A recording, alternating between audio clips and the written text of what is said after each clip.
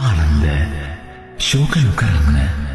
මා මෙලොවට පහළ වූ එකම බුදුවරයාණන් නොවෙමි. එමෙන්ම අවසන් බුදුවරයාද නොවෙමි. මේ මහා භද්‍ර කල්පය තුළම තවත් එක් බුදුවරයෙකු පහළ වන්නේය. උන්වහන්සේ ශීලයෙන් අනුමය, බුද්ධියේ ඵලයෙන් අග්‍රය, මානව දයාවේ ප්‍රතිමූර්තිය වන්නෝය. අත්‍යන්ත සත්‍ය පහදා දෙසා වදාරනු ඇත. නැවත බුදු සසුනක් අරඹනු ඇත. එහි ආරම්භයේද අවසානයේද එකසේ දීප්තිමත්ය. උන්වහන්සේ මනා පැවතුම් ඇති සපුරා පූජනීය වූ ශාස්ත්‍රූවරයෙකි.